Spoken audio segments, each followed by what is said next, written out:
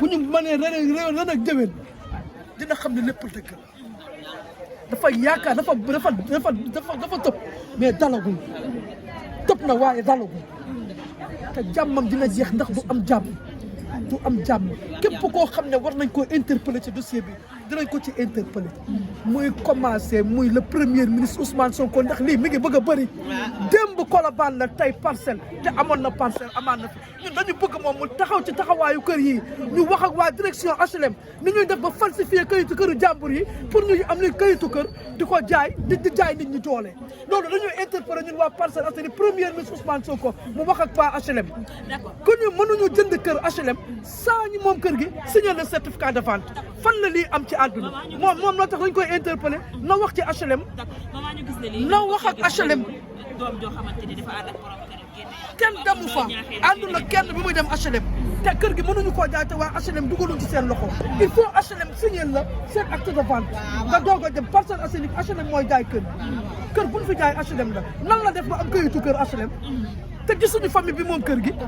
loolu lan moom mooy lan dañu ne Ousmane Sonko la ñu ne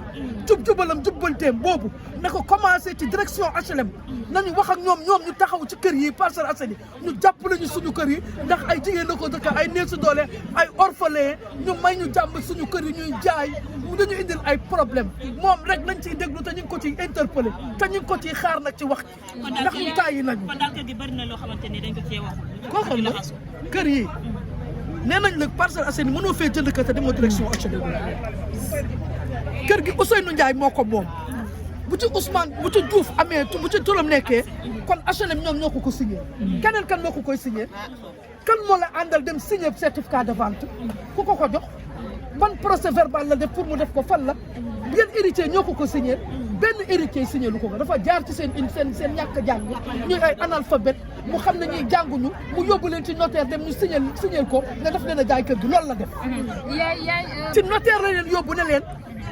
kii moo ñu defal prêt pour ñu defar kër gi ñoom ñu ciy mag signé ko mu zappe ñi ci des ñi mineurs yi ci des ay 6 ans 7 ans ñu signé ko balal lañ leen laaj ba àdduna sosoo ba léegi ban mineur la ñu mën muy signé certificat d'hérédité buy jaay kër moom la ñu bëgg a xam ñun mineur buy jaay kër fan la am mineur bu am 7 ans fu muy jaayee kër fu muy signé papier bu ñuy jaay kër fan la am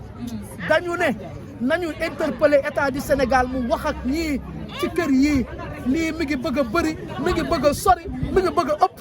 te neexul dafa métti jël famille teg ci bitti dëkk ci sa kër baayu jàmbur te sa baay am kër tekkiwul dara mënoo doon sa baay doon na kër baayu jàmbur mënta ne lii du sedd te nit ñi duñ ko bàyyi tey duñ ko bàyyi ëllëg lu ci taxawaayu